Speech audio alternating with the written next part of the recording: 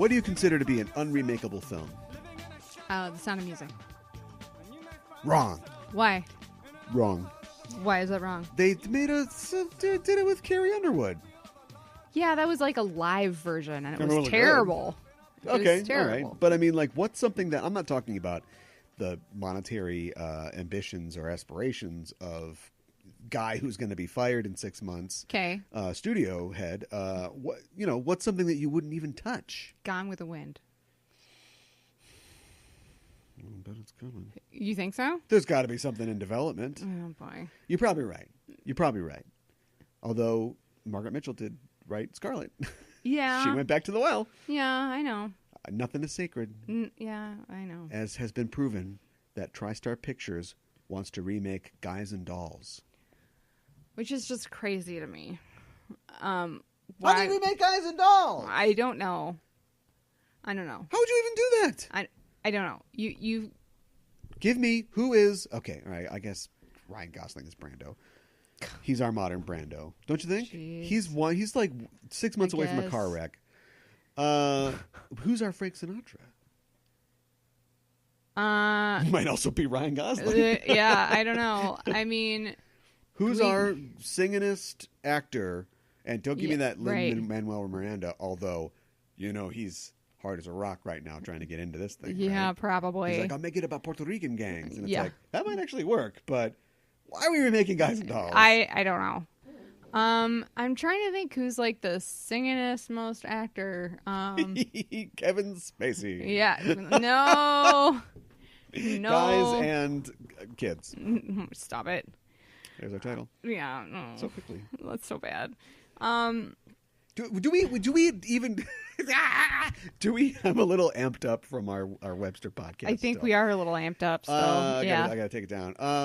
Do we even care about Runyon-esque stories anymore? Like that was so. There's a reason that Captain Picard wants to. I know Star Trek wants to be Dixon Hill, and the reason is that the guys who grew up in the 20s and 30s who were writing in the 80s about this sci-fi guy were like, oh, I love those. Like, yeah, we're going to rub them out. Copper, she. We were doing it back when Kirk and Spock were in a flivver, in the original series. Yeah. So that's like, but isn't that over now? Do you think this guy in a lumberjack shirt with a lumberjack beard and the MRA haircut drinking an IPA gives two tugs of Damon Runyon's nose about guys and dolls and thugs and give me them dice? No, I don't. Nobody cares, right? And then also when the film was originally made, the Salvation Army, there was nothing negative about them, but now they're kind of anti-gay. So how are they going to work that in there? Yeah. I feel like. See, the funny thing is, for me, I don't think it's a problem because it's a period piece. That's and true. And the people in the world of Guys and Dolls, whether or not even in the 30s, the Salvation Army didn't like gays. Like Marlon Brando doesn't care. Yeah, I know. He's just throwing dice. Right. So I'm okay with it, but you're right. For the same reason that apparently, millennials are like, "What's this, Lolita? Oh, you love this? You love this book, this movie? What, this guy who bangs a girl?" It's like it's not. It's not really about that. That is a huge tree. Look at that tree, so big. I know. In this forest. Yes. So yeah, that's the problem there. I don't know. I mean, I don't know how much time I want to spend on it, but don't do it. Don't do it. I agree. Don't rock with the you. boat. Don't do it. Sit down. Yes. Sit down. Sit down. Sit down. Sit down. You're rocking the boat. Yes. No, I agree with you. I was actually in the musical in high school, and it was a fun show to do, but to redo the movie just seems like completely wrong to me. I mean, you have both Marlon Brando and Frank Sinatra, which are just pillars of that 50s cinema. Yeah. And it ain't the 50s no more. No. And all the people who think it's the 50s, I guess they still have buying power. But is this the first generation? It is. It is. I'm answering all my own questions. I'd probably ask them and then answer them. This is the first generation where there's no real... look, I'm sure that the people who were voted for Dewey, and he didn't win, no matter what the Tribune tells you, but we're all, pensioners, what was it called? What? The bonus army, bonus army people from World War I were like, I don't like this Truman guy. Right. And they were making their voices heard. Thank God it wasn't enough of their voices, and Truman won. That's what we're going through now, right? Mm-hmm. But I felt like there was always political, and rock and roll never would have happened if the people, whatever the generation, the greatest generation or whatever, no, they loved rock and roll. Whatever it was before them had their way, there wouldn't have been any rock and roll, but culture moved on. Yes. I feel like culture is kowtowing to the boomers still. They have a stranglehold on everything. Yeah, you're right. NCIS, 15 seasons or whatever. Yeah, so let it die already. You've solved every crime there is to solve. Who's going to go out? Oh, it's more salt than pepper up top of Mark Harmon now. Yeah, I know. Whatever. So. Like, who's going to go see Guys and Dolls? Like, well, I'll see it. Yeah. I hate the idea that they're doing it, but unless it stars... what's her name? I actually like her now, Even Rachel Wood. Oh, I didn't used to like her. Well, she's Across the Universe. She's been great in. But yeah, I think she's gotten way better as an actress. And then cut. Good scene, everyone. Nice work. Yeah, that's what it sounds like when you listen to an episode of Just Enough Trope. It can just go anywhere, and it can turn on a dime. Yeah, I'm your host Caliban, joined by my co-host. Hi, I'm Mikan Hana. As always, I should say. And we're here to talk about all the news that's fit to cast in the world of nerdy entertainment. Plus, some opinions. Yeah, of course. Plus some opinions, of course. Which you just heard. Yeah. Don't remake it. Hashtag sit down. Hashtag sit down. Hashtag sit down, sit down, sit down, sit down. Yeah. Don't do it. But anyway, they're probably going to do it. Gene Simmons, of course, in that as well. Oh, yeah. Fantastic. So we're here to talk about the news in nerdy entertainment. We're going to be doing that. Part of that news is the Game of Thrones Season 8 trailer. Yes. I thought we would get ready. We're going to talk about the pilot. Ready to see where it comes. No? Temptations? Yeah. I see what you did there. Yeah. I spent 3 hours on the internet trying to figure out. Mm-hmm. You were there. Yeah. Trying to figure out what product getting ready was used for. Oh, yeah. There was a commercial in the 80s. Yes. I was convinced it was honeycomb cereal. Yes, that's like right. you're getting maybe it is a cereal. You're Maybe getting ready in that's the why I was morning. You thinking need your about it. energy from these sugar cubes. Right. And so you're going to, like a kid's skateboarding, helmet on, of course. And it's get ready, honeycomb, getting ready. Right. You got your toast and your balanced breakfast. I like how they have the boiled cereal and then like a whole spread from a cruise line buffet. And that's how I know, right? That's the balanced part. Yeah. So anyway, no clue where we were. Oh, that's right. Okay, so we're going back to Game of Thrones. In 2 weeks or so, we'll have a review of, I guess, the pilot, or maybe we'll just do like a check-in, because there's only going to be 7 episodes. I know. This is a huge deal. So maybe we'll check in episode by episode. But I wanted to get that started by talking about the trailer. We'll do that today. And our focus today, this weekend, guess what time it is? It's Shazam time? Magic time. Yeah. Shazam time. Shazam time. It's don't go with that old man into that cave time. Yeah. The 7 deadly sins are right there. I know. We're talking about Shazam, the new release from Marvel. Whoops. DC. Marvel sounds like Warner. Yeah, I know, right? Warner Brothers, Marvel Brothers. Yeah. There were Marvel Brothers. Were there? Stan and Larry. Oh. Yeah. Were they circus people? It sounds like a circus. No, but sometimes the bullpen felt like a circus. It's who you think it is. Oh, all right. Yeah. All right. Stan and his brother. Okay. He created Thor. Oh. All right. Sorry. Wow, Stan really did take all the credit for everything, didn't he? Jack who? I don't know a Jack. Anyway, so we'll be talking about that movie, and I thought we would sprinkle some of the comics in. That sounds good. They're weird. They are weird. They're weird. We'll talk about it later. What's going on? Did you know about nothing much? The Zoe Lister-Jones has been tapped. Are we doing news? I guess we are. All right, forget it. Let's do news. Zoe Lister-Jones has been tapped to direct and write the Craft reboot. It is a joint production between Columbia Pictures and Blumhouse. Kill me now. Oh my gosh, Blumhouse is like everywhere. Do they have to have their hands in like all the different jars for the horror films? They do. I don't hate all their films, and I don't even hate the idea that because like New Line Cinema. New Line Cinema was like the house that horror built. Mm-hmm. They were doing all this stuff. A lot of it wasn't great, but they were trying a lot of things. No More Mr. Nice Guy. Wasn't Shocker a New Line movie? Probably. They were doing all this stuff, and and they fell apart, but it's not a big deal. So I don't mind that. Like, great, Blumhouse is the house that Shaky Cam found footage built, right, or whatever, and then turn it into things like Get Out, like Us. Mm-hmm. Nothing's coming to mind. Give Shyamalan his career back. Right. I'm talking myself out of it. Anyway, they want to do this Craft reboot that is basically just, it was crowdsourced, okay, and crowdfunded. Okay, seems similar, not the same. No, this is not being crowdsourced or funded, but it was definitely crowdsourced. Yeah, because it was just Robin Tunney going to cons and going, "Wouldn't you guys want to see me her shave her head again or whatever?" Right. What's going on with Ben Stiller's wife? Right. Right. And just kind of drumming up support for this. Yeah. The black actress not in it, not invited. Wow. Yeah. That's so unfortunate. What do you think?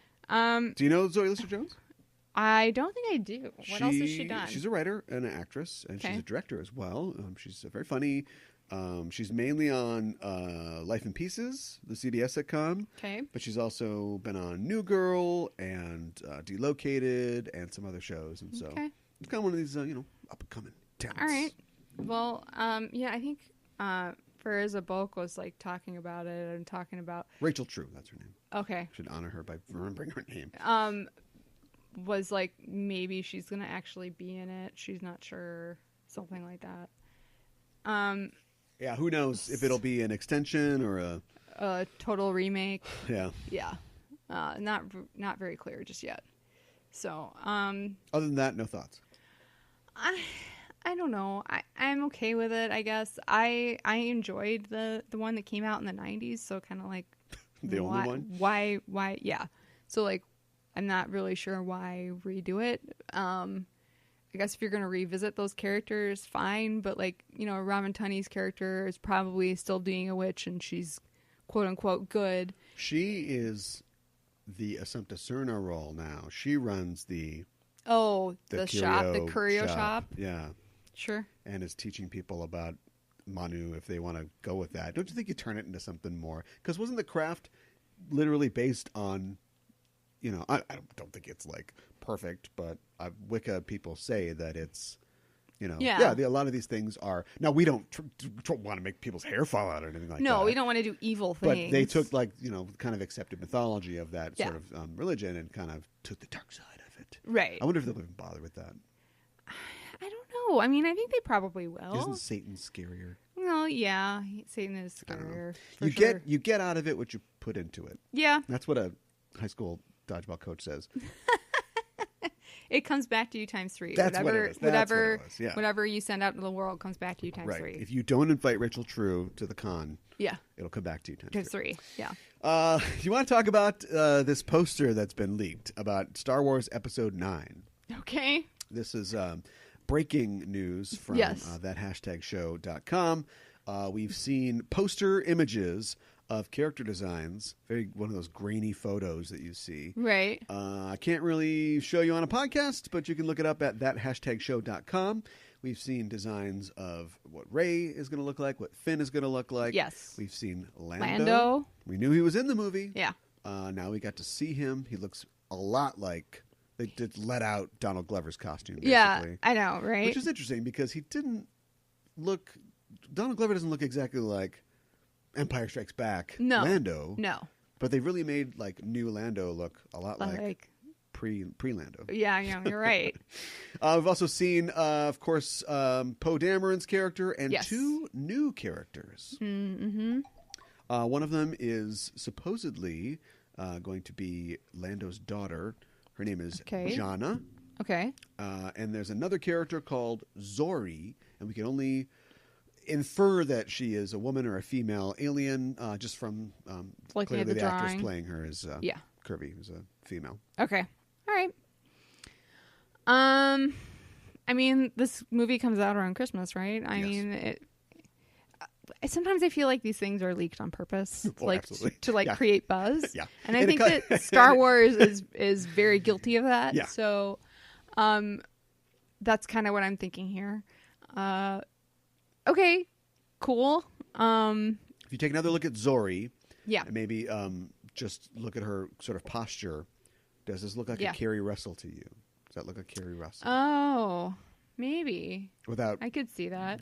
too grossly describing her. Yeah. All we have to look at is her body. Right. It looks kind of like Carrie Russell. Yeah, it could be Carrie Russell for sure. Turn around. So I don't want to get too gross, but that's what people are speculating that this is her character. Okay, well, that makes sense. She's got this weird Art Deco sort of helmet on. Yeah, I mean, that makes sense because we know she's going to be in the film. Mm-hmm. So, and she has, was it Colbert? She was on somebody. I think she was on Colbert. And he's like, please give me something. And she's like, doo-doo-doo, just well, sitting good here. for her. Yeah, well, of course. I know, but like sometimes you get actors who unfortunately spill the beans. Looking at you, Tommy boy. Yeah, I know. And like Mark Ruffalo, he's not always that great about it either. He's just really bad. I've given my thing about Mark Ruffalo already, which is like, I'm just gonna live my best life. I survived a brain tumor. You think it's like brain damage that he like lets it slip? Oh my God, no! Okay. That's not what I'm saying. I'm just saying like you stared death in the face. You've come back from it. Yes. Now go crazy. Do movies you would normally do. Make out with Right. Gwyneth Paltrow. Right. Spoil films for multi-billion-dollar franchises. You know, do a ton of charity work, which he's doing. You know, like Right. 3 times, Okay. whatever you give. Right, exactly. All right. Yeah. Are you looking forward to the new Star Wars film? It's at there's this game called Sabak in the Star Wars universe. Okay.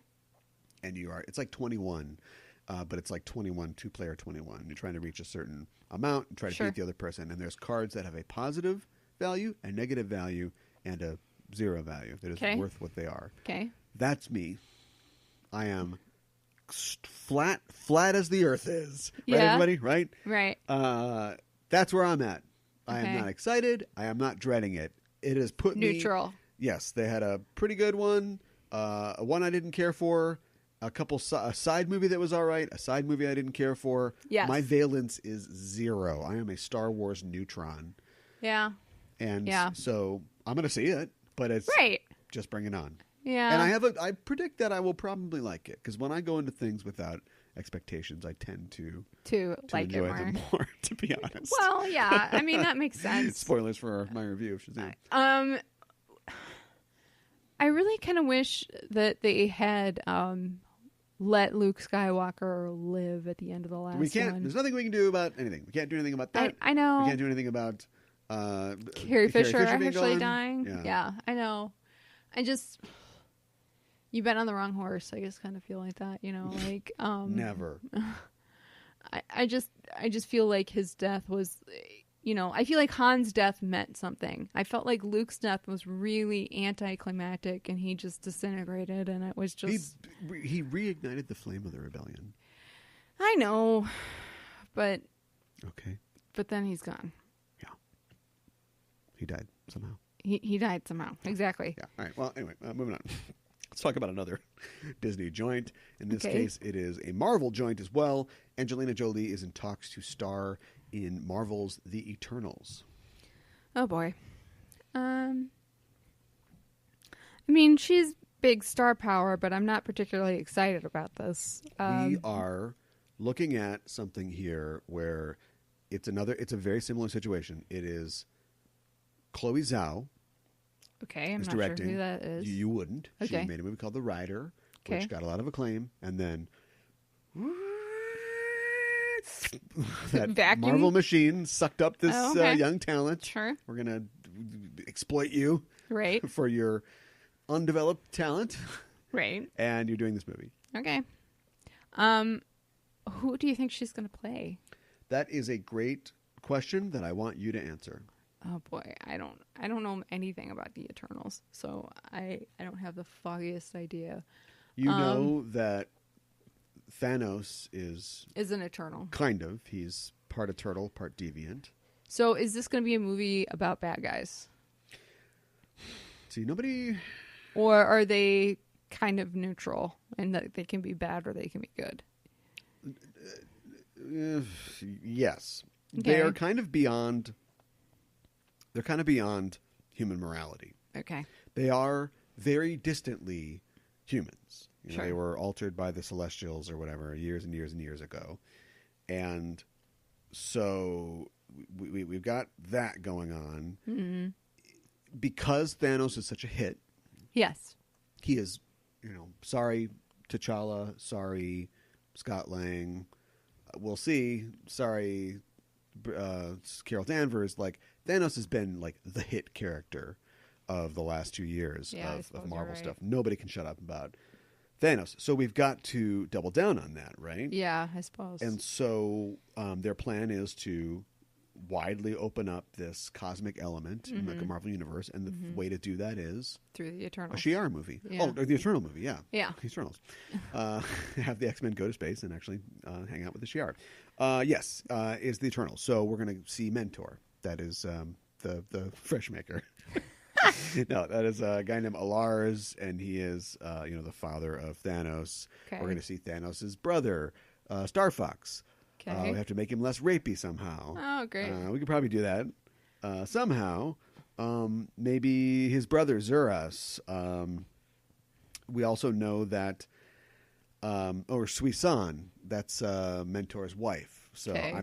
I don't know who she's going to play, because Suisan, Jim Starlin, great writer, Right. masculine characters. Yeah. Not a lot of girls, and if there are, they're in a fishnet bodysuit, and they're the deadliest woman in the galaxy. Okay. So I'm not sure who she's going to be. Like, who is she? Yeah, I know. I don't know. Somebody powerful, obviously, but Marvel's girlfriend, Marvel's girlfriend. who I can't remember. She's at his bedside. Okay. Who is it? I don't remember. You read Death of Captain Marvel. I know. That's how important. I can't remember. That's how important the character is. Who her name is.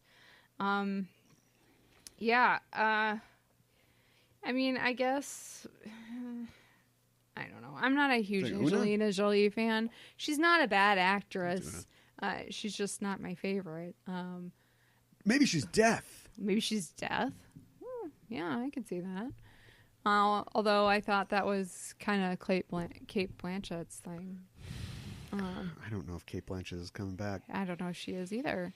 But we didn't really technically see a body. Yeah, but they've So- already jettisoned, his whole love of death anyway. I get that it would be kind of Yeah. hard to sell people on. I guess But at the this point. eco-terrorist thing they replaced it with is like, I mean, it's resonated clearly. People like this idea of what do you do? You've got People going hungry. 6 people in 3 chairs. Yeah, I know, And right? Thanos is like, kill 3 people. I know. And Tony Stark's like, build 3 chairs. Right. And Anakin Skywalker's like, kill them all. The women, the children. I know, right? So we don't know. We don't know. Okay. It's just going to continue. Do we know approximately when they're going to get this movie made? Turn around pretty fast. 2021? 2021, something 2022? like that? Yeah, okay. There's a interview with Feige talking about sort of the future of the Marvel Universe, and he's doing that thing where he makes like vague positive promises, but he's also saying like, don't start waiting in line just yet. Like, it's going to take some time to get this stuff out. So. Right. And Okay. it should. Yeah, it should. Speaking to people who have been in Marvel films recently, Brie Larson is exiting Charlie Kaufman's Netflix movie. Oh. Why is that? I think that she's just overworked. Do you know what I mean? She's got too many things on her plate. Yeah, I mean, Captain Marvel, the Avengers movie, she just had her own directorial debut come out with Netflix, The Unicorn Store. Okay. And so she was set up to be in this new psychological thriller that Charlie Kaufman was doing for Netflix called I'm Thinking of Ending Things, but she is going to leave the film. Oh, okay. And she's going to be replaced by an actress named Jessie Buckley. I've never heard of her before. Boy, I don't know her either. Okay. I think she was in Taboo. Oh, all right. Wait, we've seen Taboo. We have seen Taboo. Who is she in Taboo? I don't know. Is she the actress? We never do. Oh, yes, she's the actress. Oh, okay. Who was like, James, whatever his name is. He saves her, and then he's got to put up with her hanging around. And Right. I like her, but I'm not really sure why she's in the show. Right. Right. Because it seemed like we were rooting for him to get together with Una Chaplin again, but Una Chaplin's nuts. Yeah, she is.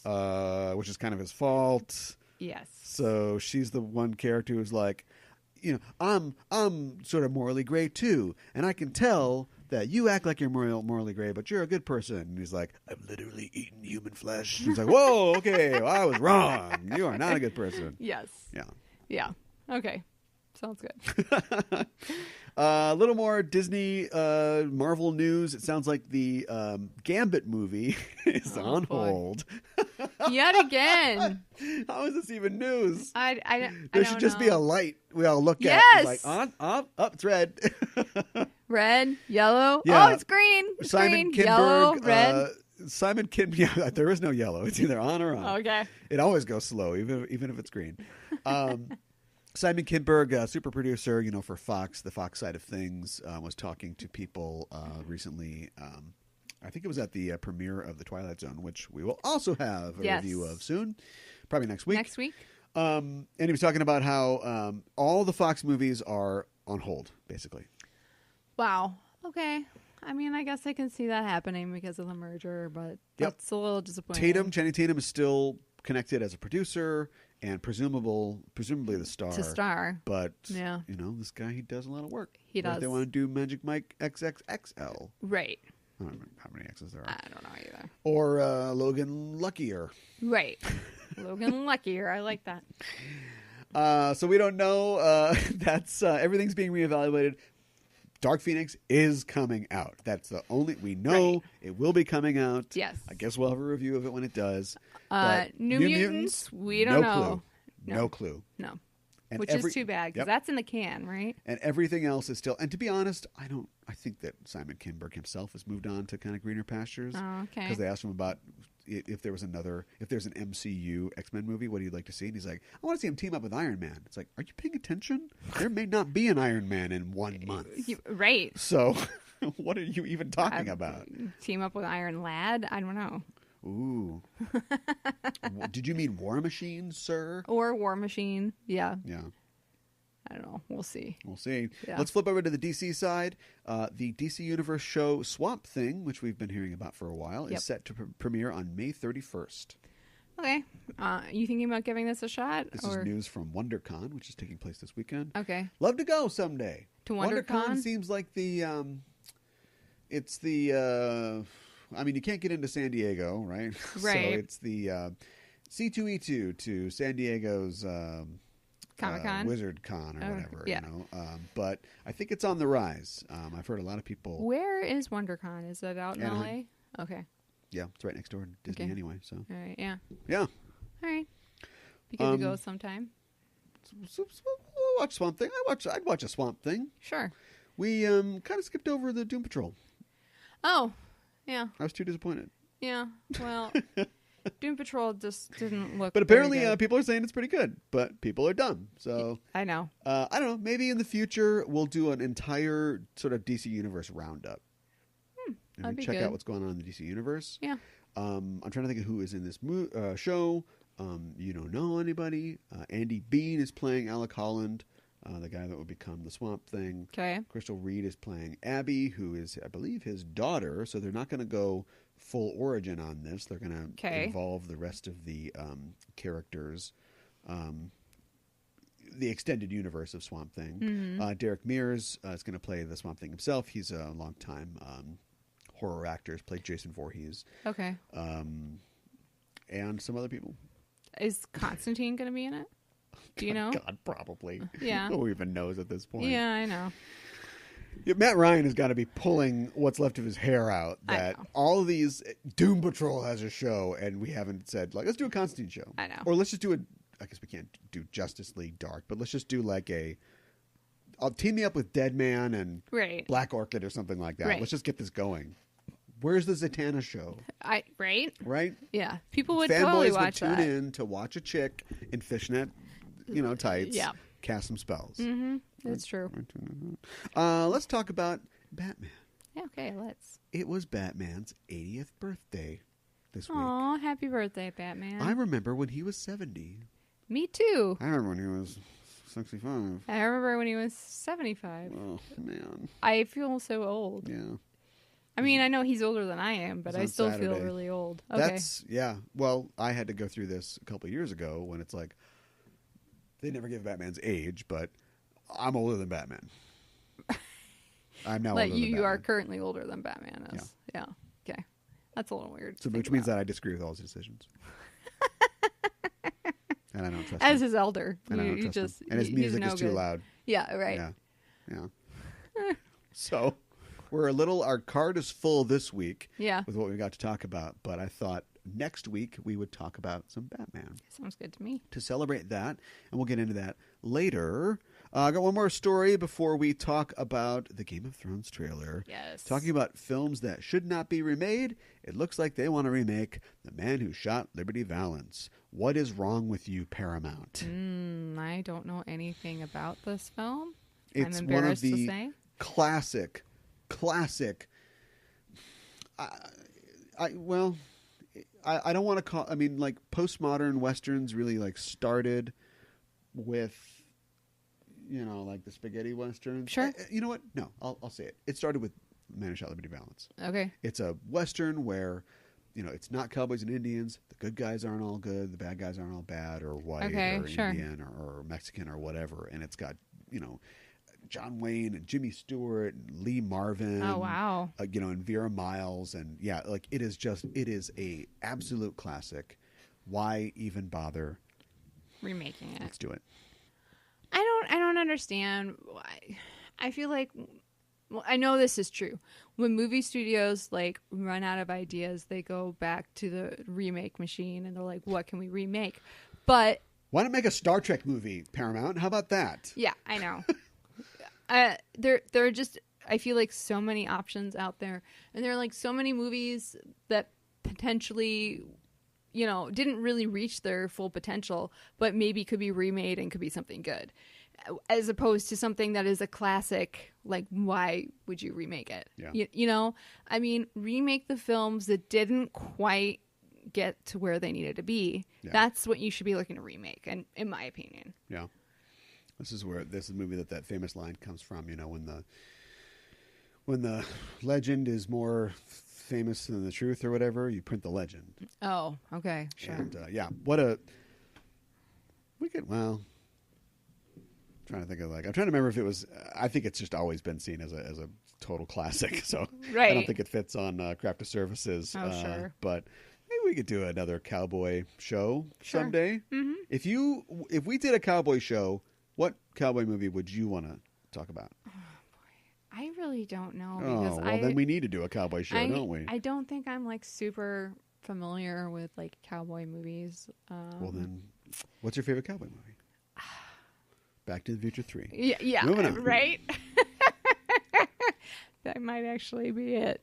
I can't think of anything else off the top of my head. Isn't that terrible?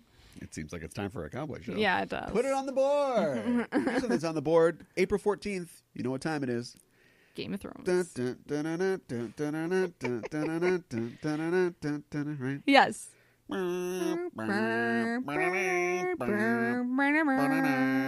What instrument is that? It's That's a really something good question. stringed, right? Yeah. I don't know the answer to that. I didn't expect you to, but I thought maybe you could make a funny guess. Um. I was wrong. Oh, what? So we've seen the trailer for season 8. Yes. You ain't seen no sun. It seems like they've been telling us this the entire time. Listen to Ned. Winter is coming. Yeah, exactly. The White Walkers. Yeah. The White Walkers. Yes. The White Walkers. Winter is coming. Yes. So I'm working on my northern accent. No, okay. It's not very good. And so we see it. And this whole thing, you'd think that, we see Cersei and it's a little brighter, but like this whole thing, and I know they're trying not, probably this is all from the first couple episodes, I'm thinking, because they don't want to ruin stuff. Mm-hmm. But this just looks like Helm's Deep, the movie. Yes. Do you know what I mean? It looks like, what if a battle This from is the Lord of the darkest Rings took timeline. 7 episodes to tell? Yeah, exactly. Will it? Are they all just going to be holed up at Winterfell or Castle Black or something like that? And just I think maybe. do the zombies have tactics? Oh, I mean, you're asking a lot of Well, the word zombies. respect. I mean, I'm asking a lot of zombies. 9 out of 10 zombies say. I mean, I think at least their leader, the Night King, I think he has some strategy. I mean, he took one of Daenerys's dragons, for goodness sakes, and like, you know, Which can we? Okay, so clearly spoilers up to and including season 7 of Game of Thrones for this little chat here. So just move on a bit, brother. Yeah. If you want to just get to Shazam. Dude, what do you think about the theories? You know all the theories? I don't think Let's I run do. through some of the theories. Okay. People say that Bran is the Night King. Oh.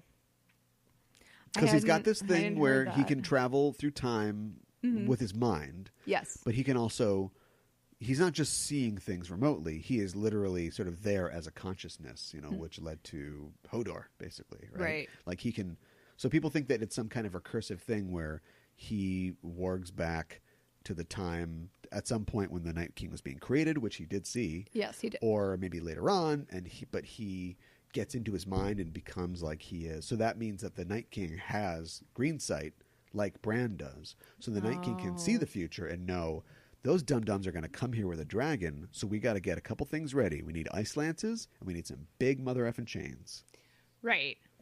Right. And then it's dragon time. Yeah. Huh. Okay. That's an interesting theory. I mean, I don't want Bran to be the Night King. Everything is terrible. Everything Yeah, turns out I to be know. horrible and bad. I know. Why would that not be true? Yeah, I know. But like, wasn't he like the Night King can see him and he was like in a hurt Yeah, man? explain their connection, Yeah. right? Yeah. If it's him, maybe he can find himself in time through magic. Yeah, maybe. Wow. I'm trying to wrap my head around this theory. It's really hard for me. Could you hold the door for me? Yeah. Like, that would mean Bram is like kind of working both sides in a way. Bram? I said Bram. Bran. Like Betty Bram around. All right, stop. I mean, that would be really depressing. All right. What else? Looks like Arya is, as this thing opens, looks like she's in trouble.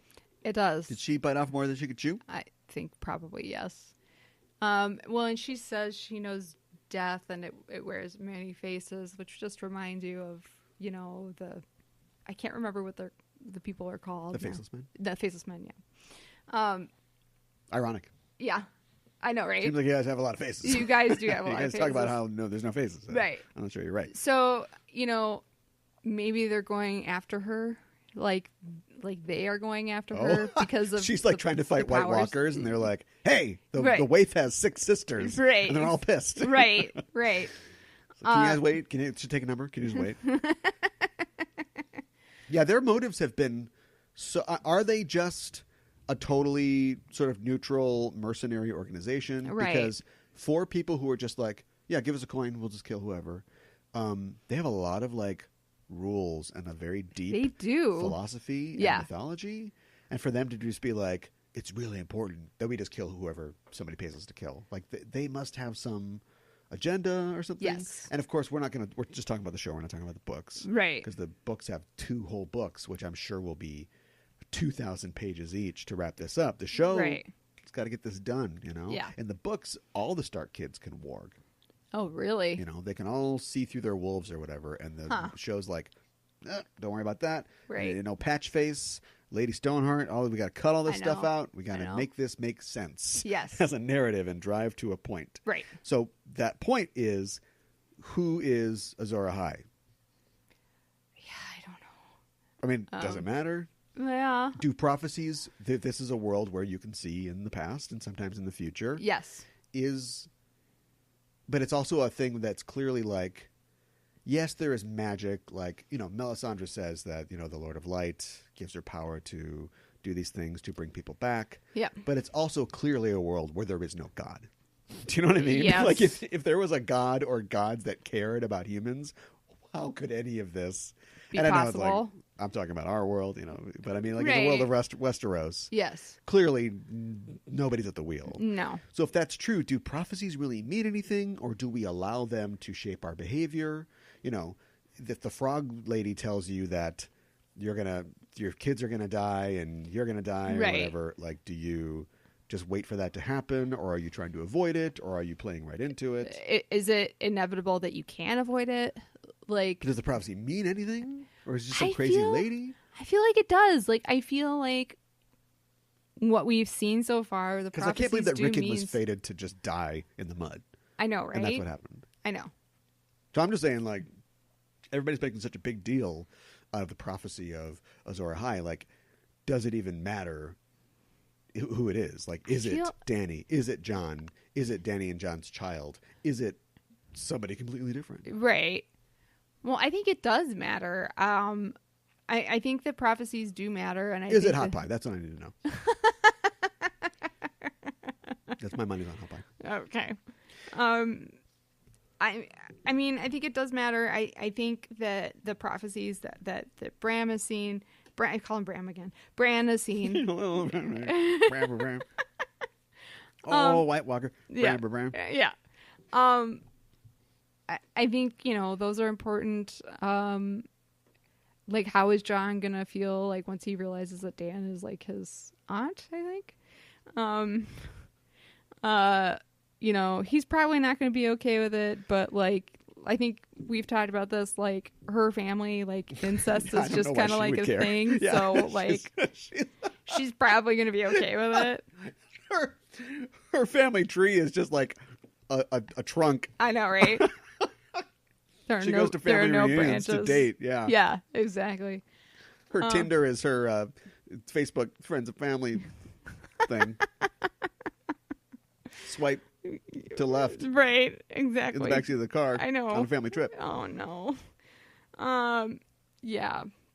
I think, for the Starks, for them to have, like, 4 kids, including Jon, like, still alive, I feel like that's something, And, like, for a long time, they thought they were, like, all dead. Well, I guess people knew Sansa was alive, but because people have always pretty much known where she is, more or less. Sansa, I feel like Jon. Yeah. Not a real kid.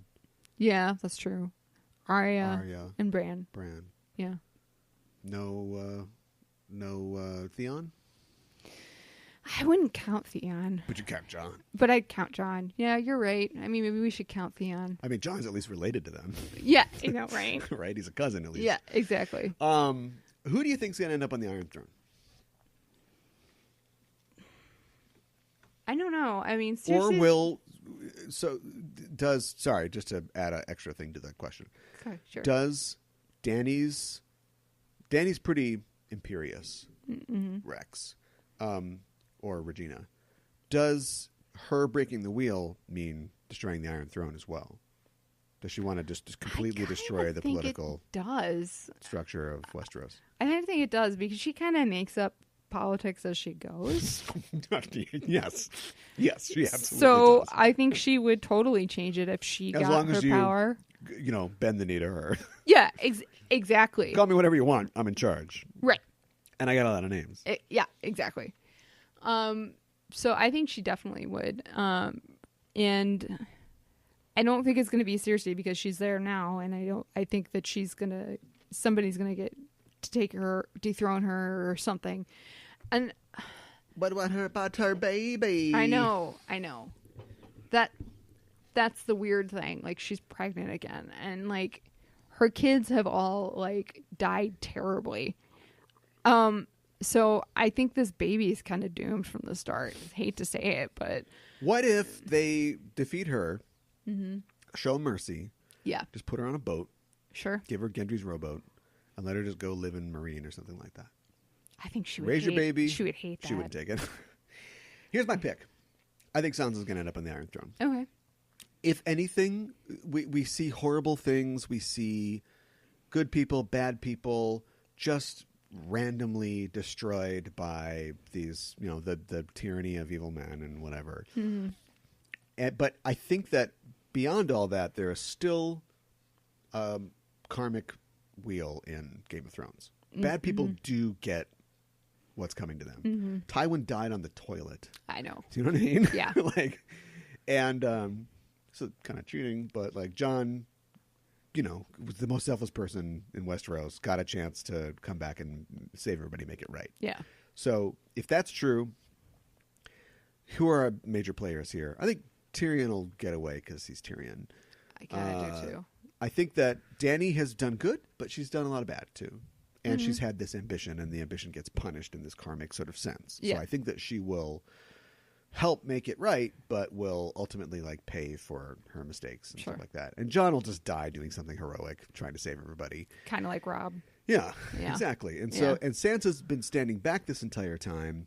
She's been brutalized. She's been hurt. She's been taken advantage of and sidelined.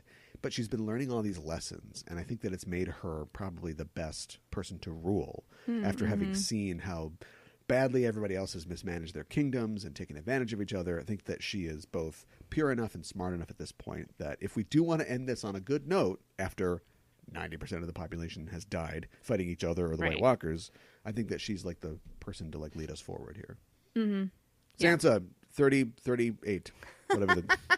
No, it's more like 238 or whatever. Right. After Conquest. Right. No, I think you have a good point. I do think that she has learned a lot of lessons along the way. Arya's done a lot of bad stuff too. So I think Arya might get it too, because I mean, she was blinded in one season, but then she got her sight back. So she already was punished in a way for some of the things that she did, but she has a kill list. So, I gotta imagine anybody who has a kill list, or their time is short. What if it's just it's about renewal, right? It's about winter turning into spring and that sort of thing. So what if all the young people survive? So you got Sansa's on the Iron Throne. Mm-hmm. You have Sam as her maester. Sure. Right? He's going to continue to, encourage learning and all this. Right. Arya makes it, and she's like the head of her Sansa's like secret police or whatever. Okay, so sure. Sansa's, give you a fair deal, but if you don't take it, somebody's going to cook you a pie and show up in the middle of the night. Right.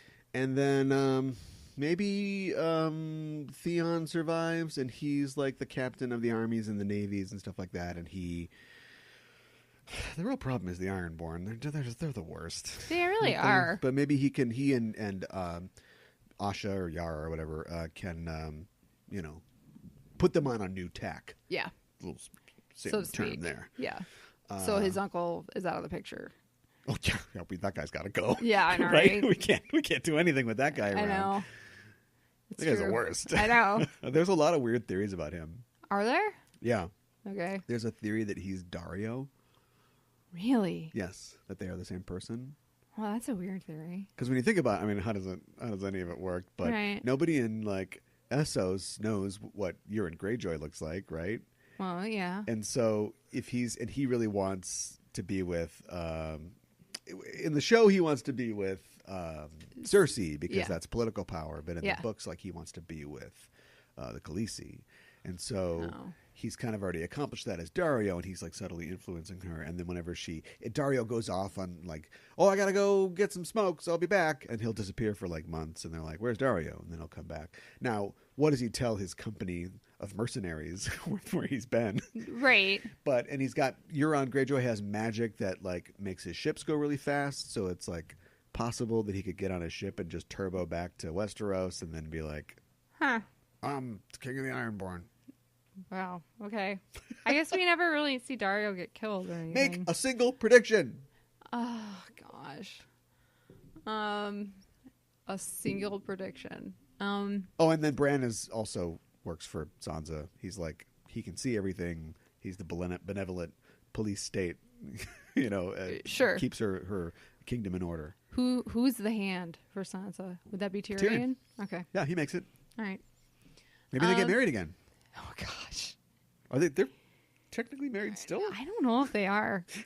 I think that that Jaime is going to team up with like Brienne and like Well, we see that in the trailer. Oh. Good prediction. What about Jamie kills Cersei? Oh, You love prophecy so much. that would be really heartbreaking. You love prophecy so much. Yeah. That would be really heartbreaking. Who else could do it, though?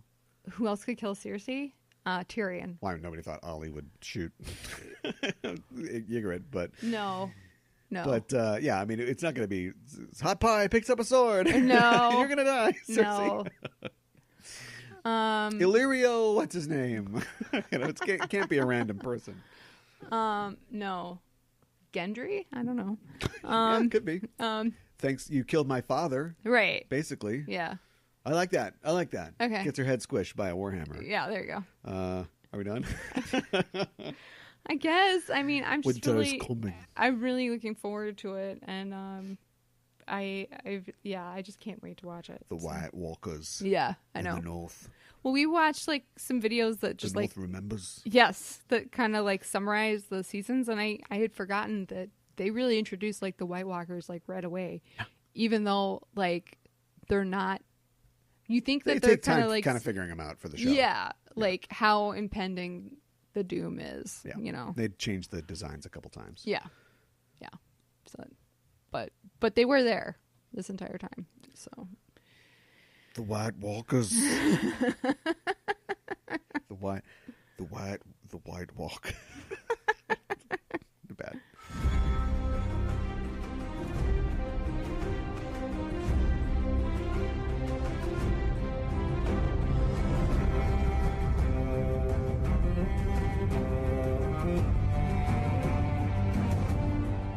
Say my name, so my powers flow through you. Shazam! He's another guy who is like... Schwarzenegger kept the accent because... What's he going to do? Like, totally assimilate? Right. And then just be like, hello, my name is Arnold Schwarzenegger. Right. I am the governor of California. Right. And, like, I feel like by now, Jimon Hunsu could probably talk, quote-unquote, normal, but he's like, then I wouldn't get cast... as like weird ethnic guy. Right.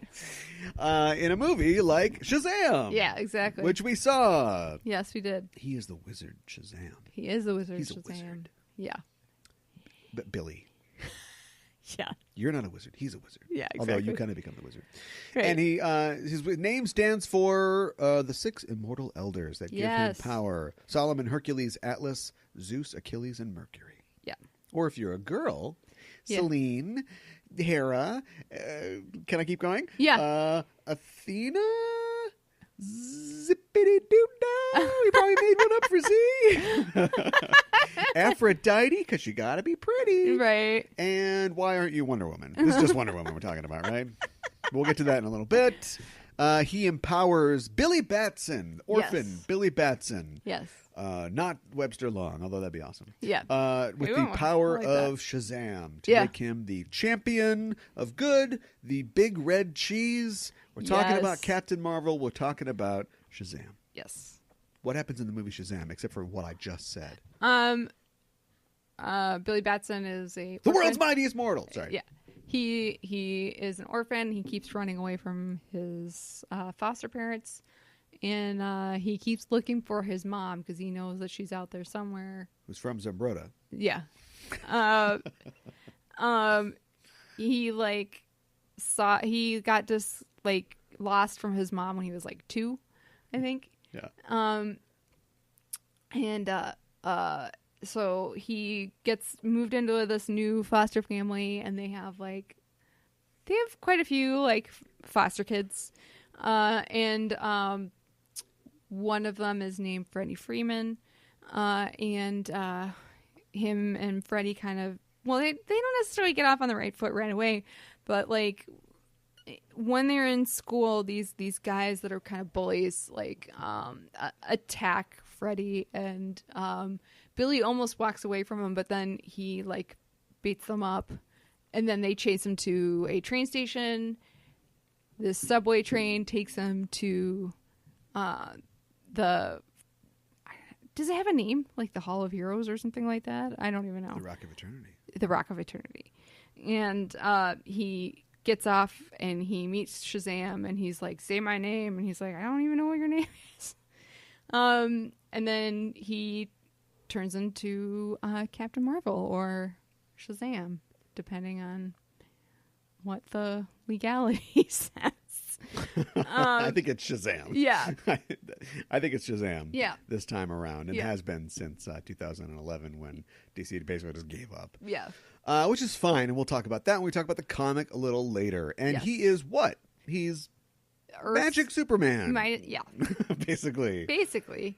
He's got a not lightning legally, bolt. though. Right. He's got a lightning bolt on his chest. He can fly. He's bulletproof. Doesn't he have like laser light beams or something like that? He can shoot electricity. He can shoot electricity. But That's what it definitively is. does not have laser eye vision. Right. We know this. Yes. Because much of the movie is wrapped up in the comic hero loving, although they're not comics, they're real heroes in his world, Freddie Freeman's powers tests Yes. that he puts on Shazam, which is a running part of the thing, Yes. which I thought was dealt with well and solidly, and it also introduces us to a character who we don't know. I mean, if you're in the know, you know. Right. But audiences are also like, this isn't Superman. Why? And so even though I think we've seen before in other media a kid or a young person becoming or having a friend that becomes a hero and they go, what can you do? Can you jump real high? Can you run through a Right. wall or whatever? The fact that we use this again, it's the right time to use it because we need to know what this guy can do. Yes. And even when they're not doing that, we still kind of get it because you find out spoilers for the... No, there's not a spoiler. Later on in the movie, the villain, Dr. Savannah, played by Mark Strong in Yes. the first Mark Strong movie I actually like. What is happening? I know. I like know. a Patrick Wilson movie, Mika. I know. What is DC doing to me? They're changing your mind. They're changing their movies. Yeah, that's true. He's giving his grand villain speech, and he is flying, and so is Shazam, and they're very far away. And we cut to Yeah. Shazam, and he's like, "I don't know what you're saying. Are you talking? Are you doing? You're doing your speech. Yeah, I can't hear this." So it's funny, but we also learn, he doesn't have super sight or super hearing. Those are Hearing. Superman powers. Like, he Right. doesn't have those powers. Right. He's strong, brave, lightning, and Right. whatever Z is. Yes. Yeah. So. Well, Z is lightning, right? Whatever. Yeah. Supposed to be wise? I don't know. Yeah, Why not? right. I guess. Yeah. So that's the deal. Yeah. What do you think of the film?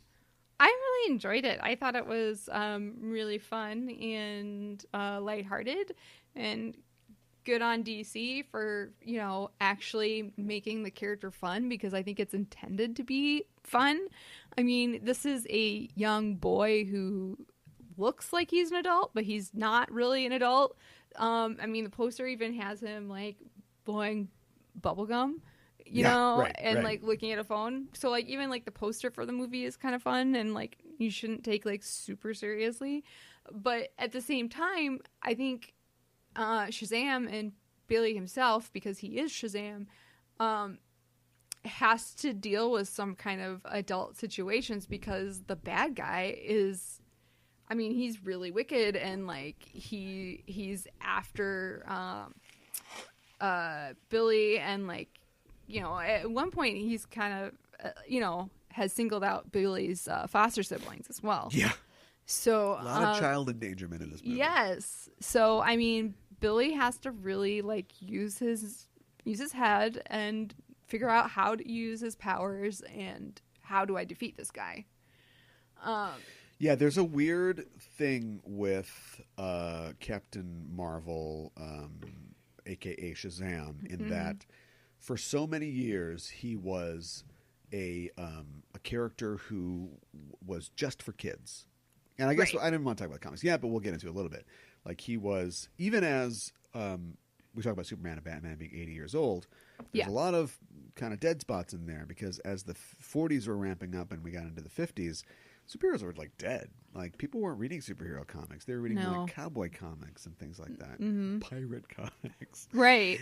Kind of. And so even then, though, Captain Marvel was still successful with kids. And I think that's a part of what prompted DC to go after them, because they were still successful, even though Superman was kind of waning a little bit. Okay, sure. Because he was just this fun, hero, he was literally a child Yes. who became a man, and that dual identity wasn't really explored a lot in the comics. It wasn't like, I'm a kid, so I'm going to go try to buy beer or whatever. It was mostly just he was a man because kids wanted to be men, right? It's that whole thing of like, he's a little kid. I know, kids right? don't want to be kids; they want to be. But then you get it both in this character, and as comics got deeper and we explored characters more, it became more of he is a kid pretending to be like a hero to impress Superman, that sort of thing.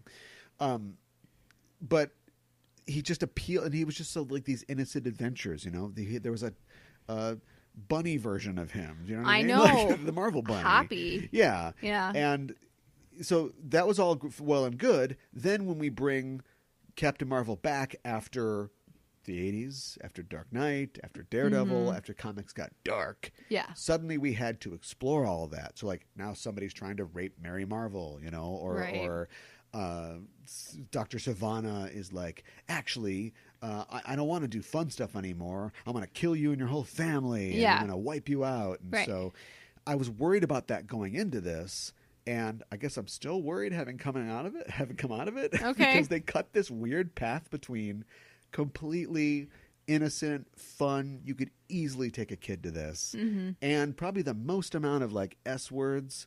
I'm talking about shit. Yeah. I've ever heard in a comic book film. Yeah. And reckless child endangerment. Yes. And like, a character trying to reconnect with their parents, and the parents being like, not I interested. don't really care about you at all. Yeah. It's just like, whoa. I know. Yeah. It's kind of dark in some ways too. Yeah. And I don't know how to feel about that. I guess, as far as the Jeff Johnsing up of the character goes, it could have been way worse. And for that reason, I give it lightning bolts up. Lightning thumbs up. Yeah. I really enjoyed this film. Yeah. And one of the things I enjoyed about it was its wholesomeness. In spite of the things that I mentioned. Yeah. I thought we could have like pulled that back a little bit. Yeah. Yeah, But, I agree. But yeah, you see a family of foster children. Yes. Who, in that 80s sitcom kind of way, have their differences, but they all care about each other. They all come together in the end. Yes. It would have been really easy to have like Freddie Freeman and Billy Batson have foster parents who only do it for the money, and they hate their kids and they lock them under the stairs or whatever. And instead, like, the foster parents are like these living saints who are, taking care of these children and teaching them to be heroes, basically, good teaching people. them to be good people, whether or not they have superpowers. And that's what helps them and saves them at the end. Yeah. And they were foster kids themselves. So that kind of adds to it. 100% positive foster kids. Good job. Yeah. Necessary, important. I didn't look at the credits at the end, but there's probably like if you or somebody wants to, take in some foster kids, go to this place. Like, wouldn't surprise me at all. Total poster film for foster care. Yeah, no, I agree. Except for all the homes that Billy ran away from. Those were probably terrible. Yeah, right. So not completely positive, but... Well, we don't know. We didn't see them. Yeah, I know. Yeah, so... Oh, man. Yes. Like, Billy in the beginning tricks some cops so he can get... But even that was fun. I know. Clearly committing multiple felonies, and the cops are like, "Oh, man. Oh, don't do that. You took my lunch. Don't do that." No, come on. Yeah. And they catch up with him later, and they don't really punish him that severely. So it's kind of like... Some great casting in this film. Main characters, clearly, but also just I like the diversity in the casting of everybody else. Yeah. Anybody that would have easily just been insert old white guy character actor was instead 75% female and not white. Yeah. This seems like a weird thing to credit, but also great set dressing in the film. Yeah. Like the social worker's office that he gets taken to looked like a social worker's office. Yeah. Do you know what I mean? Sure. Or like when we go to Savannah's office, or like the office of the woman that he's working on her study or whatever. Right. I don't know, it just seemed like there's all these little knickknacks around, and Yes. a lot of them were references to things. And I thought that Yes. was cool. Interesting choice to start the movie with Savannah's origin Savannah's story. origin story. Yes. Yeah, I Not know. Savannah. This isn't the WB. Savannah. Savannah. Different than the comics. Yes. You know, in this case, he is A little somebody boy. who the wizard Shazam has approached Yes. as somebody with potential. I don't know if is Shazam Santa Claus or not. Maybe at that point there was just, maybe he doesn't know. He doesn't know until somebody has this test whether they're good or not. Because for all intents and purposes, you know, he was clearly heavily abused, at least emotionally, by his father, Savannah. Mm-hmm. But Thaddeus Savannah seemed like a kid that could have gone either way Yes. and went the wrong way. Yes. And they don't, except for the fact that Billy is somebody who has suffered many hardships and yet it still remains pure. They don't really go into how it's not a Spider-Verse thing about like anybody could be a hero type thing. Right. It's more just, I guess there's just something bad. Too bad. Right. I guess you're a bad little kid. Right. Well, and then like he like, you know, even says like, you were right about me. I'm not. After he feels this rejection and he cripples his dad, Yeah. he becomes that bad person. Yeah. But it's like maybe the movie's kind of trying to say that if his dad had been nice, then he could have grown up to be like a really good person. Yeah. But Maybe instead he it becomes is. like just a savage asshole. His brother's a jerk to him too. Yeah, they're cartoonishly bad. They are, and like he has a magic 8-ball, and somehow the 7 deadly sins are able to talk to him through it, as well as Shazam. So that's weird. That's never really explained. But I don't know. It's just fun. I know. Magic 8-ball. Yeah. Whatever. Yeah. A couple more things before we probably move on to spoiler talk. Mm-hmm. All the kids are great. Yes. I think the kid acting is some of the best. It really makes the movie, and it's some of the best I've seen. That kid who plays Freddie Freeman is great. Jack Dylan Grazer is his name. I think I've seen him in other stuff. Okay. I would single out Faith Herman as well as young Darla Dudley. Oh, she did great. She was just adorable. Yes. Very cute kid. Webster-esque. Yes. Yeah.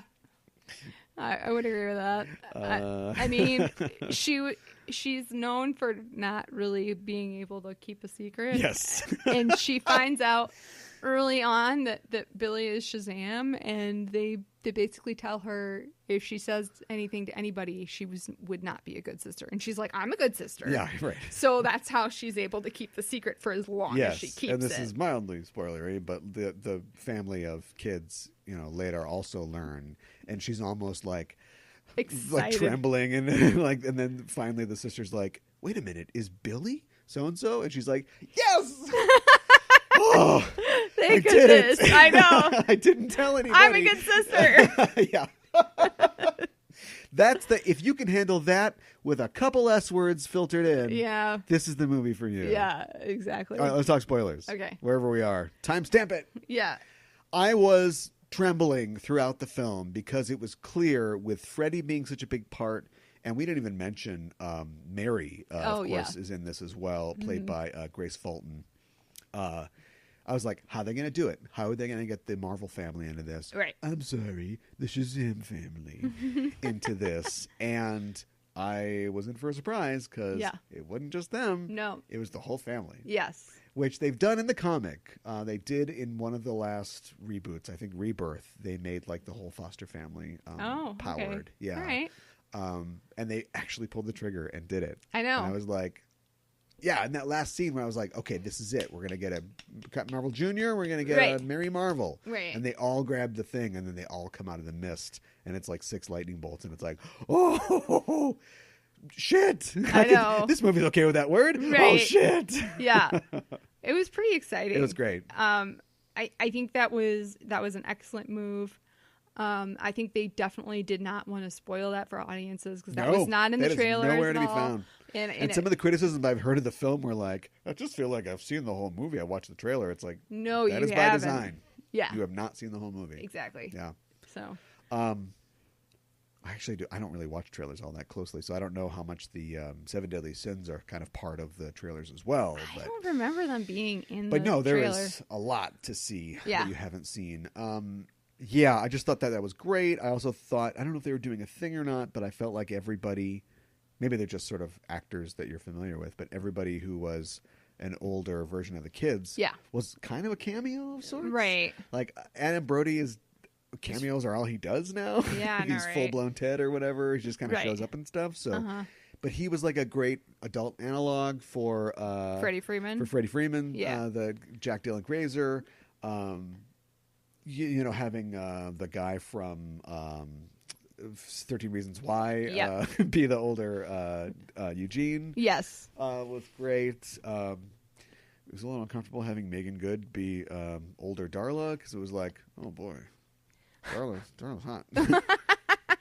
I don't know how to feel about this. Well, right. Anybody who thinks that she's a tiny Zachary little kid. Levi is real hot, I know how you feel now. Right. I feel uncomfortable. Yeah. But yeah, they were all great. Yeah, they were. And it was a lot of fun. And Darla was still very much a little kid. She like runs into Santa and she's like, "Oh my gosh, she saves the guy that plays it, who's an ongoing character in this because he keeps like being terrorized by these things." And she saves him, and he's like, "Oh my God, thank you." She's like, "Okay, so here's what I want for you." Yeah, I've been really good this year. Yeah, that was great. Yeah, that was pretty awesome. We haven't even talked about what'd you think about Zachary Levi? I don't know anything about Chuck. This is kind of like my first exposure to him. I don't either. I thought he did a great job. Yeah, I thought he was fantastic. I mean, he really like acted like a big kid. And I thought that it was who directed this? David Sandberg. Never heard of him. I love his music though. I thought that they could have just a little bit went, boop, pull it back just a little bit. Pull it back a little Clearly, bit. it's like, okay, Zach, you're a 14-year-old kid. Yeah. What do you got? He's like, oh man, I'm a superhero. Oh. Like, it's like, okay. Well, it's a little bit of cutting and a little bit of like, okay, let's do one more. And it's like you're trying to keep it together. Like he was just so big all the time. And he was. It sold it. He got it across, but I got a little weary of it. Okay, sure. Like I was excited when the rest of the family showed up because it was like, okay, let's see some other people's takes on being kid adults. Yes, right, exactly. Write that down. There was a reference to Big at one point. They were in like the toy store and they play the piano keyboard, which was nice. That was a nice little nod. Really? I didn't think it was too much. They couldn't run by a magic nose. What's a nose toy? Couldn't knock the nose off of Mr. Potato Head on the way out of the toy store. I guess that. I guess it was a little on the nose. I don't know. I still enjoyed it though. I thought the kid that played Billy Batson did a good job too. Yeah, he was good.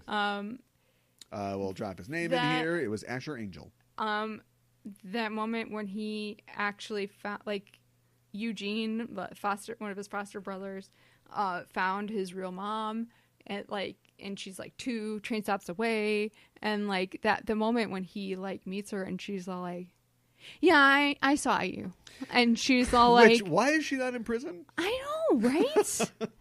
And it kind of sounds like she's in a different like his dad is in prison for something, and like she sounds like she's like in an abusive relationship. Yeah. Which is just like, it's just a bad scene. But like, it's like she was like, I was 17. I didn't know what I was doing. Right, but you have a name. So did you just immediately change your name? Right. And then you probably got warrants for in Philadelphia or wherever you were from for abandoning your kid. Right. Because he's in the system. Right. So I don't really understand how that part works. I don't either. But if you look at it with a child's logic, it doesn't really matter. No. Which is kind of what this film does. And then like Billy kind of realizes his real family is, what you make and the people that you meet. So he feels like his foster family is his real family. Clearly the point of the movie. Yeah. How do his powers seem to develop over time? Mm-hmm. So will he over time gain the wisdom of Solomon? Because he does not have it in this film. Yeah. Although maybe. I guess they kind of come, the family and him kind of come to their own conclusion about how Savannah's power works, his weaknesses. Yes. Like as he overextends himself. And I like the fact that there are 7 deadly sins and there are 6 letters in Shazam. And I don't think that C.C. Beck or Bill Parker or whatever thought of this back in the day, but they're kind of outnumbered by evil. Do you know what I mean? Yes. But because they work together, they beat it. Will he eventually develop the courage of Achilles? Because He's kind of scared. I mean, I guess he fights back at the end, but it's like, do these things come later? Or Right. like his flight? Right. And like he keeps... Which one of those gods flies? That's what I need to know. Yeah, right? Well, he keeps like turning back into Billy Batson from Shazam. Yeah, and I liked how that's something that they generally do these That's days with that is like he strategically uses, you know, his transformation. So as long as you don't care that people know that you're a kid, and secret identities are overrated, right? Yeah. You see a kid running around, you're going to be able to pick that kid out of a lineup? No, come on. Right. So people are just confused by the fact that a kid has just appeared or something. Right. So if you are Dr. Savannah and you're halfway submerged in a pool of water and you're trying to drown a kid, and if that kid manages to like hit you with a lightning bolt, it's devastating to you. And also now you must face a 6'6" guy with huge muscles. Right. Yeah, exactly. like I like that. Like somebody grabs him and he Shazam, and he turns into a kid and slips out and then runs out and then Shazam again. Right. Exactly. I think that was used. The only superhero that can be defeated by laryngitis. Yes, or like being gagged or chloroformed or something like that. Yeah, too. Yeah, for sure. Yeah. DC just knocking it out. They're doing a great job. Later. I can't wait for the Superman movie that will come out of this. That will be later. That would be great. They're going to have to, right? Yeah. Did you hear what Zack Snyder said? No. What did he say? Paley Fest, or I don't even know what he's doing anymore, work-wise. But he's basically like, all those people who think that like Batman wouldn't kill somebody, wake the F up. He's just like doubling down on his like dark. He has to kill people. You know, he's an anti-terrorist. You think that it's 0-Bat-30? It's like, what are you talking about? Shazam just made a ton of money with little kids who are saving people from a Ferris wheel. Yeah. Like, what are you even talking about? Yeah, no kidding. Well, that's depressing, and I feel like untrue. So, why go dark and gritty, Zack Snyder? Why? It's light jokes, fun. Light jokes, fun. Yeah. Yeah. LJF. I don't know how to turn that into a Shazam name, but we'll do it somehow. Anything else that you want to say about the film? No, I think that was pretty much it. How will this lead into a Black Adam film? Oh, Shazam does mention the wizard, which is just Captain Marvel. It's called Captain Marvel. I know, right? Anyway, he does mention that he gave his power to someone thousands of years ago, and that person went nuts and killed a lot of people. That's Black Adam. Yeah, right. Which The Rock, as far as I know, is still on board. I think that would be great. I can't wait for the Instagram selfies of The Rock and Zach Levi. I know, right? Just pushing it, just eating chicken breasts. Right? Like Lady and the Tramp. Oh, man. On either end, and then they meet in the middle. Yeah. That'd be great. A lot of whole grains. What else? I think a Black Adam movie would be great. It's going to be dark. He's got to rip some heads off of things. I know, right? Because of course he does. The Marvel family will be there, and hopefully. Yeah. It's going to be 6-on-1. Yeah, I know. Dude. Yeah. You better bring ISIS with you. Right. And Sobek. Yeah. You better bring your posse. Roll deep. Yeah. When you come up against the Shazam family. That's right. I didn't say Marvel family You that did. time. Yeah, I think that would be great to see. I would definitely watch a movie about that. Yeah. So. Pleasantly surprised. Yes. Managed to kind of nail the mythology too. Yeah. Complicated not because it's deep with many years of great stories, but complicated because of the legal complications Yes. that have beset this from day one. Mm-hmm. Let's talk about the comic, yes. Captain Marvel, or should I say Wiz Comics. Yes. It meant something different back then. Yeah, I know. There's a Marvel hero called the Whizzer. Oh my goodness. His costume is yellow. You cannot make this up. Oh, that's unfortunate. We're not talking about that. We're talking about Captain Marvel, who first appeared in Wiz Comics in 1940. Wiz Comics number 2. What was Wiz Comics number 1? Yeah. There is no Wiz Comics number 1. What? Nope. That's so weird. Nope. That's a weird thing. Fawcett Comics, which was established by this guy who basically created like it's kind of like in the war how there was like Stars and Stripes magazine, like what the troops are reading or whatever. They created this this magazine, and it was founded actually in Minnesota. Oh, really? Yeah, by Wilford Hamilton, Captain Billy Fawcett. Okay. He created this magazine called Captain Billy's Whiz Bang, which is like a kind of dirty joke sort of magazine for like GIs basically. Okay. And he came back over and learned that comics were doing great biz, and he decided, well, we got to have a comics line. And so he commissioned a comics line, like this guy Bill Parker, write a bunch of comics, just come up with a bunch of comic stuff, and we're going to start this comics line. Right. And they didn't have all the kinks worked out, and so they actually created like what they call ash can copies, not necessarily meant for sale, but it's to sort of promote it. Of Whiz Comics #1. They actually created 2 different ones, and the character was originally called Captain Thunder. Okay. But then they're like, Sean Parker says Marvel, call him Captain Marvel. Right. Now remember, there is no Marvel. Marvel Right. Comics is operating as Timely Comics, so there isn't. That's not. They have a comic book called Marvel Comics. Right. But it's not the name of the company. No. So if you're a judge, right. Wait, we don't have all the. Don't make your ruling. You don't have all the information yet. Right. Right. So anyway, they basically their first issue was #2. Okay. Funny story. Their next issue was #2 as well because of gosh. a printing error. So they don't have all the kinks worked out just yet. No. But they've got clearly. this deep mythology of this kid named Billy Batson, who was selling papers on the street because that was a thing in 1940. Right. And a dark stranger goes, "Come with me." I know, right? Don't go with him. Don't do it, Billy. I know. Stranger danger should be the #1 thing that Captain Marvel tells people.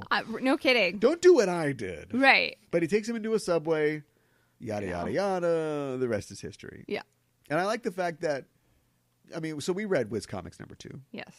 That Shazam gives him his power and is immediately crushed by a rock. I know. What is up with that? It's like hanging by a thread above his throne. Yes. You got the powers? They're working? Okay, great. Bye. Dead. He's like, don't worry, my soul's still here, so if you need to, He immediately comes back as a ghost. Yeah. So, I don't know, some good stuff that Bill Parker was on. Yeah. With artist C.C. Beck doing the art duties. It's the 7 evils of man. Yes. Not necessarily sins. That would be connected later. I think maybe they were just afraid to talk about sin in like a kid's comic book. Okay. But yeah, otherwise, the setup is there. It's very easy. Also, Billy immediately gets a promotion to working on the radio. It took Clark Kent years to make it to the radio. Right. And so now he is hosting, Whiz Radio or whatever. Right. As the comic goes on, there is a very permeable fourth wall because Billy's on the radio. Mm-hmm. Captain Marvel's a hero. Yep. But he's also a comic book hero, and kids read Captain Marvel comic books. And sometimes kids know, they're like, Billy Batson, say your word. And it's like, wait, how do you know that? Yeah, it doesn't really matter. Oh. That just didn't matter back then. The secret identity didn't really matter, yeah. What did you think about some of the early Captain Marvel comics that we read? I liked them overall. I really liked the Marvel family, which later in the film, the Shazam family, whatever. So, you got Captain Marvel Jr., who's Freddie Freeman, and Mary Marvel, who is Billy Batson's twin, Mary, who a nurse gave to a wealthy family because they lost their baby, but she didn't want them to know they lost their baby. It doesn't. Make sense. No, and also should have gone to jail about that. But well, it didn't happen in the movie. Yeah, I know. But so she's his real life twin sister, and he knows that because the nurse gave him a broken locket, and Mary has the other half of the broken locket. Yeah. So yeah.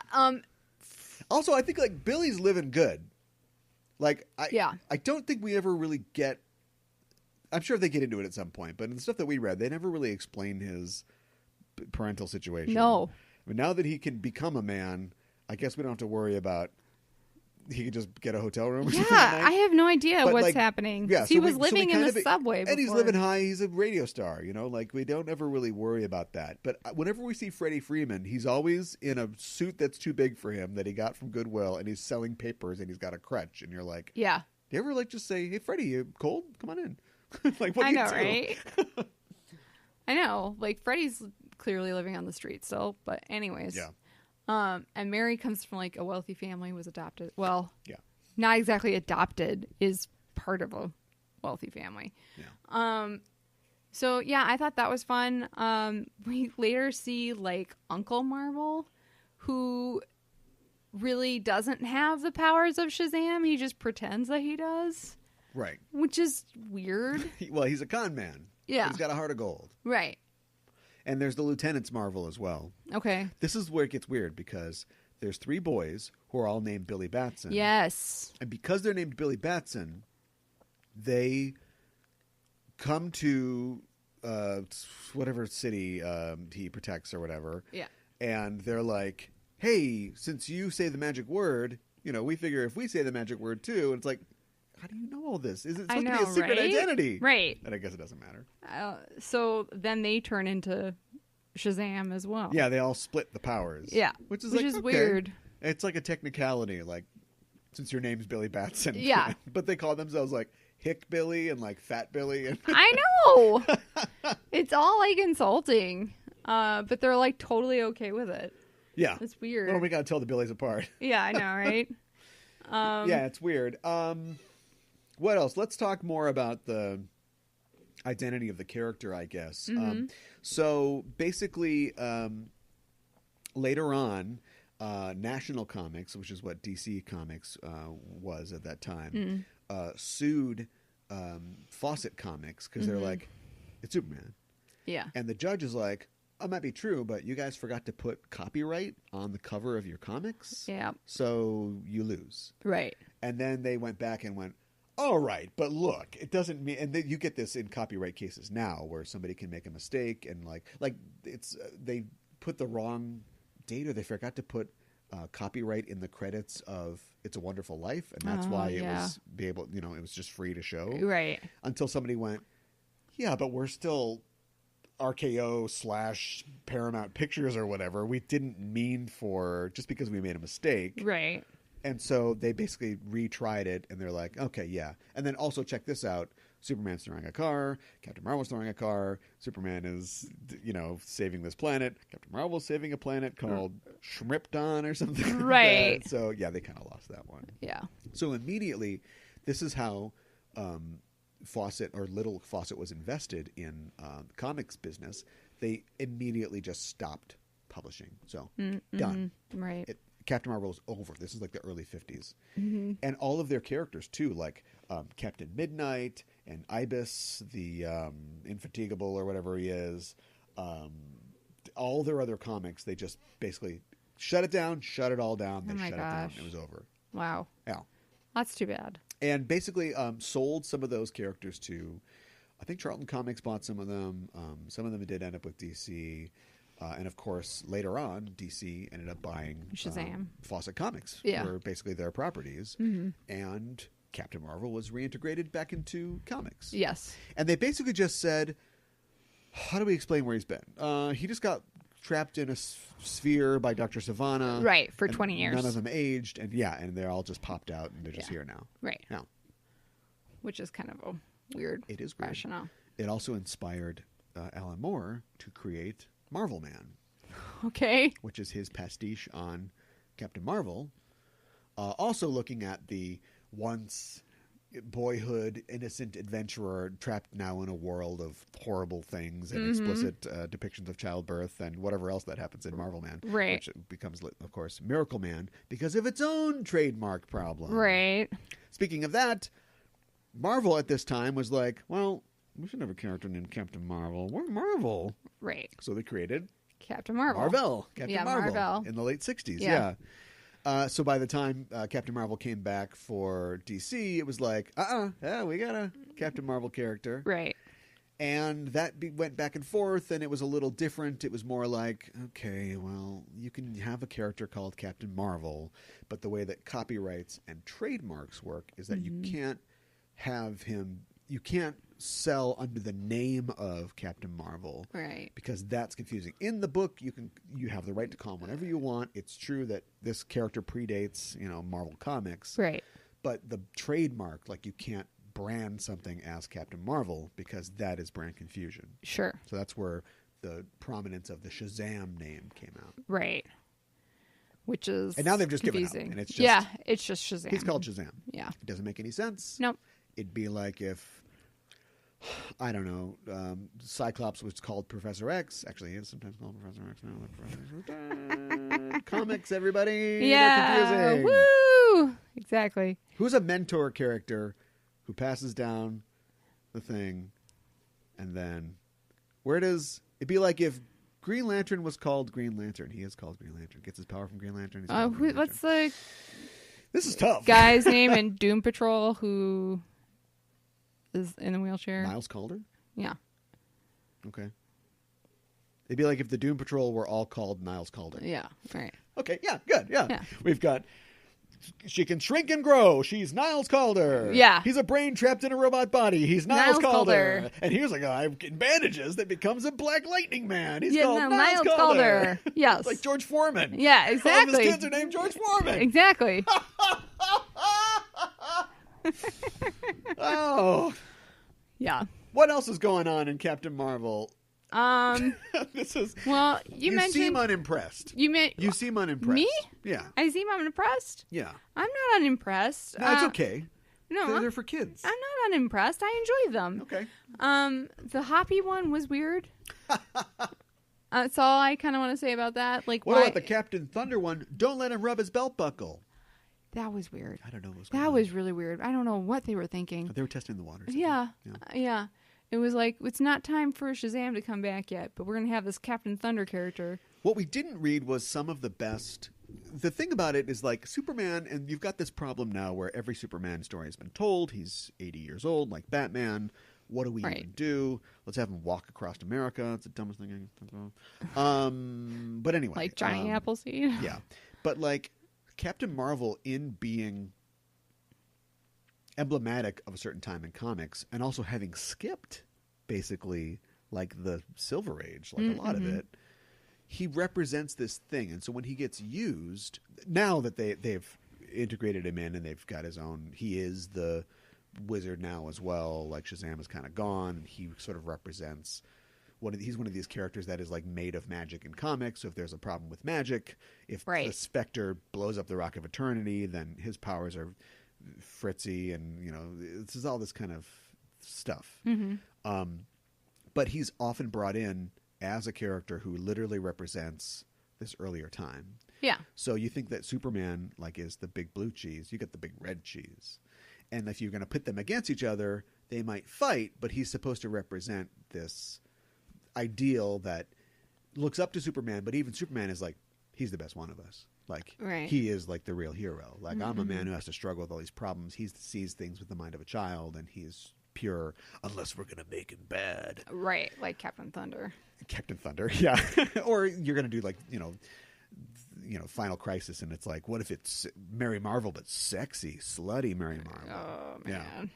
But some of the best stories of him, like the Paul Dini, Alex Ross one, The Power of Hope or whatever, like his appearances in his like one appearance in Justice League Unlimited, where Superman is like, no, I'm dark and gritty. I'm going to get Lex Luthor. Right. And Billy Batson's like, chill, dude. What are you doing? Yeah. Like, you're really screwing things up. Yeah. Or even his appearance in Kingdom Come, where he is kind of like, edgy Billy Batson, but he sacrifices himself and sort of like, to save all of the heroes because he is like the purest hero. That's kind of like his thing. Yeah. Which is why it's hard to get a purchase on the character, like. Well, he's been different throughout the years. Because if he grows up and, has sex and, gets married or something like that, it's like, now he's just a superhero. He's not character. Really, he's not the same guy. Yeah, right, exactly. So, like, how do you Like, how does Supergirl become Superwoman? Right. Do you want her to? Right. She's Supergirl. Right. Exactly. Well, it worked out good with Sue Storm. I guess. She's a mom. Yeah. She's equal with her partner. Right. Do you want her to just be like, do you want Reed Richards to literally turn to the camera and go, stop picking on Sue? Right. She's an important part of this team. Right. We wouldn't have any coffee without her. Oh, my goodness. Wow. I'm sad that we didn't get to Taki Tani. Who's Taki Tani? The tiger guy. Oh, yes. Yes. Although, in that one issue where they explain where he's been for like 20 years, they look at all the people that were in that bubble that Dr. Savannah created. Yeah. And Dr. Tani was in there. Dr. Tani. I think he's Mr. Tani. Oh, Mr. Tani. Yes. Sorry. The tiger was there. Yeah. So, yeah. I did catch that. Yeah. Yeah. So. What's his story? Was he bitten by a radioactive tiger? He's just a tiger. He's just a tiger in the dog. That walks on two legs. Yep. Wears a suit. Wears a suit. Yep. Yep. Even Captain Marvel's like, so you're a tiger that just walks around. Yep. It's like, okay. I know, right? Welcome to the family. When is he going to meet Hoppy? That's what I want to know. Yeah, well, yeah, different universe. Yeah, but I guess. Yeah. So yeah, man, I don't know what else to say. Like, there isn't I can't think of like a real definitive Captain Marvel story to point people towards. Well, I mean, I think what we read was for the collection of like different eras. Yeah, and it was stuff like that. Yep, it's called Shazam something, and it's a fairly recent compilation of Shazam stuff to kind of bring you up to speed. Yeah, but yeah, it was pretty good. We didn't even talk about Mr. Mind. Oh, we gotta talk about Mr. Mind. I can't believe I was so. I love that they pulled the trigger on Mr. Mind. Yeah. Because if you've gone through this entire movie, yes, and you have bought that this boy turns into a Superman or whatever, and he's got super friends who think Santa Claus is real, and right. you've gone through this whole thing, yeah, then you're in for Mr. Mind. Right. A worm with a radio around his neck who's like, can talk. I will rule the world. Yeah, exactly. You're in. Yeah. My only thing is that if you do Mr. Mind, and there's some stuff about Mr. Mind that I'm not going to ruin for you. That's pretty cool. Okay. But if you're going to do Mr. Mind, it's almost going to get more childlike, right? He's going to fight a worm. Yeah, I know. So why start with like, I will murder my father and brother and say the S word 1,000,000 times. Right. Like, why you start dark and then the movies are going to get more innocent as it goes on? I guess. I mean, yeah. I have to imagine that Taki's going to show up in a sequel. Right. Well, I mean, if Mr. Mind is around, maybe Mr. Mind and Black Adam will team up or something. Yeah, but like Black Adam would be the guy who's like, I'm going to rip people's heads off and rain blood and entrails down on true. Philadelphia. But Mr. Mind, though? I know. It's an inchworm. Yeah, I know. I love that comic story where Mr. Mind is going to make a movie. Yes.